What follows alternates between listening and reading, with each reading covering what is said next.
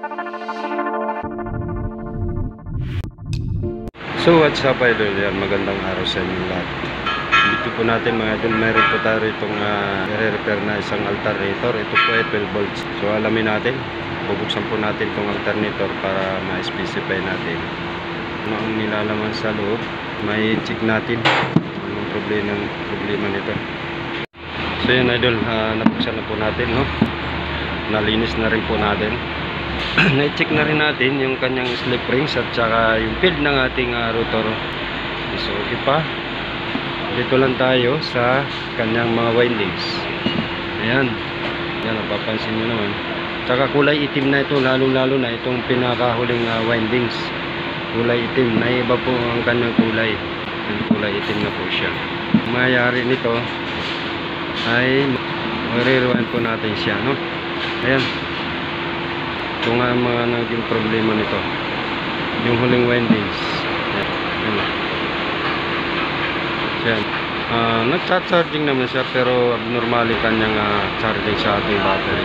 Ang concern nung may-ari, hindi na rin po talaga nagcha-charging ng maayos. Dahil dito sa kanyang pinakahuling windings ay overheated na po siya. So kailangan na po natin siyang i-rewind, palitan ng mga magnetic wire. Okay, nilagyan po natin siya ng lock para hindi po sumabit yung kanyang carbon. Saka itong ating slip rings, okay pa. Ito yung napapansin yung alambre guys. Bali ito yung lock po natin sa ating carbon. Gaya po yan, lock po yan sa ating carbon. Pag tinanggal po yung alambre, ganito mangyayari. Ayan, lalabas. Bali lagyan po natin siya ng lock. Ayan, lalo ito. Ayan, dalawa po yan na carbon. So dito yung butas nya. Ayan, lalagyan po natin siya ng alambre. Kahit ganito lang alambre. Ayan, tapos itusok po natin dyan. Ayan, tapos papasukin natin sa loob yung alambre, ay yung carbon. So yan, nakatago na yung ating carbon dahil nilagyan na po natin siya ng alambre. Pagka inasimbol po natin, hindi po siya rito sasabit sa ating bearing. Hindi naman kaya dito sa ating slip ring at saka dito sa bearing. Wala na, nakaligpit na po yung ating carbon. So yun, para matanggal po natin itong ating stator, ay tatanggalin po natin itong mga hinang po rito sa 2, 3, 4. So tatanggalin lang po natin na para humiwalay sa kanyang frame housing itong ating stator 4. Okay, para matanggal po ito, mahila. Paghiwalay po natin silang dalawa, ito at saka itong frame housing. Ayan idol, pinutol na lang po natin gamit po yung ating cutter pliers. Pero yung puno, yung may iwan, tatanggalin pa rin po natin yan, yung mga hinang. Pero ito okay na, pag alis na lang po natin yan. Ito na po yung kanyang stator windings. Makikita na natin mula rito yung kanyang depekto sa kanyang pinakahuling windings. Yan, kulay itim, overheated na po talaga yung kanyang windings, lalo yung pinakahuling windings. Apektado na rin po lahat yan. Tapos ang gagawin po natin, i-rewind at papalitan po natin ng mga windings itong ating stator windings po natin. Okay, so kukunan natin muna siya ng data at saka siyempre size ng ating magnetic wire at saka yung data po nito kung paano siya na i-rewind. Ayan, okay. Itong tatlo nito, ito yung neutral nya, no? Ito yung neutral, ito yung mga puno, ito yung tatlo na yan. Ito series na bali neutral po ito. Okay, at saka yung size ng ating magnetic na ating gagamitin dito sa ating stator windings. Idol, tatanggalin na lang po natin yan. Tanggal na po natin yung nut.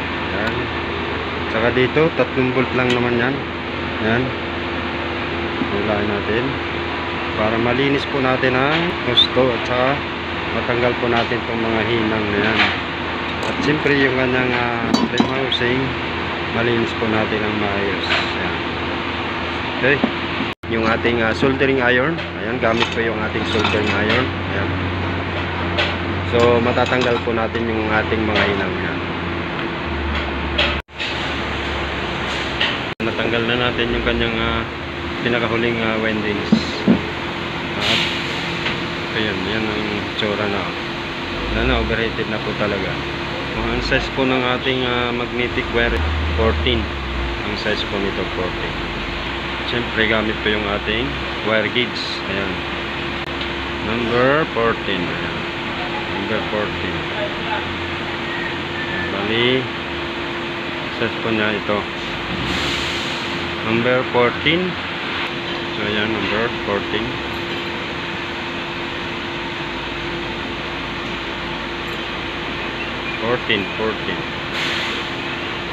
At ito na nga idol, binabaklas na po natin ng tuluyan lahat po ang kanyang mga windings nitong ating stator. Papalitan na po natin siya ng mga windings. So pinapakita ko lang, kinukunan po natin siya ng dita, pati yung kanyang mga starting ng unang grupo. Ito yung unang grupo po niya, no? At ito yung kanyang ending. Pangalawang grupo, ito yung kanyang ending. So yung pangatlong grupo naman, sa butas na yan, dito, sa butas na yan, at dito po kanyang ending. Ito yung kanyang design ay is to is, so yung kanyang mga windings. So ang number po nito ay 14. So apat na turns lang, no? Apat na ikot. Ayan, is to is po siya. Ito yung beginning at ito yung kanyang ending. Sa pangalawang grupo, ito yung kanyang beginning at yung kanyang ending. So dito po siya nanggaling sa butas na yan. Ito is to is po ang kanyang ikot. Number 1, number 2. Ayan, isang butas lang po ang kanyang pagitan. Ito yung starting. Ito yung starting sa pangalawa at starting sa pangatlong grupo. Itong butas na yan. Ayan. Itong butas na yan. So mamarkingan po natin number 3, number 2 at number 1. Ayan, kung paano i-rewind. Ang 12 volts po na alternator gaya po nito. So ngayon, babaklasin na lang po natin yan ng buo, no? Habang inaantay po natin yung kanyang spare parts o yung materials po niya, yung magnetic wire.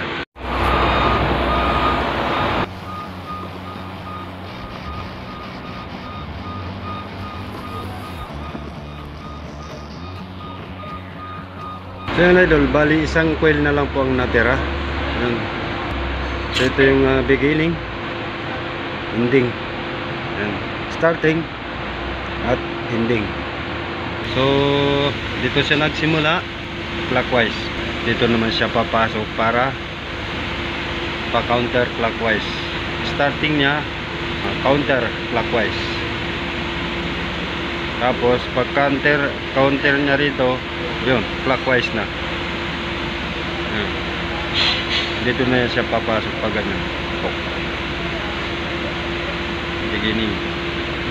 So dito lalabas yung ending, tapos dito yung pasok niya ulit pag ganyan.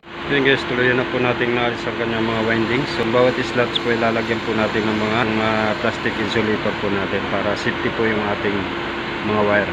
Okay, so sa ating stator stock is mayroon po tayong 36 slots. Dahil original pa po yung kanyang mga windings, first time po ito ma-rewind. So ang kanyang insulator ito lang po, no? Itong ano na ito, wala pong insulator plastic. So yung dati pa niya. So dahil malutong na siya, tatanggalin po natin itong mga plastic na ito. Plastic lang po yan, pati itong nasa loob, plastic din po yan. So may tendency na rin po kasi na masusugatan po ang ating magnetic wire. So ang gagawin po natin, papalitan po natin siya ng insulator plastic. Dahil ito, malulutong na po siya eh. Katulad po niyan, nagbabaklasan na po siya, no? Ito. Kung hindi natin naalisin at papatungan lang natin uli ng plastic insulator, baka ma-akupa lahat po ang space ng ating slots, hindi po magkasya po ang ating mga windings, yung ating magnetic wire. So pati ito babaklasin po natin yan.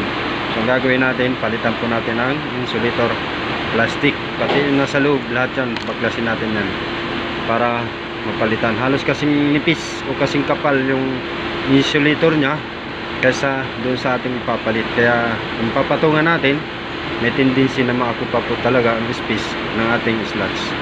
So yan guys, palitan po natin yan. Ayan, ito na, nalagyan na po natin ng insulator plastic. para hindi po masugatan yung ating magnetic wire. Yan, may mga lock na rin po tayo rito. Nagawa na po tayo ng mga lock. Lagyan po natin dito.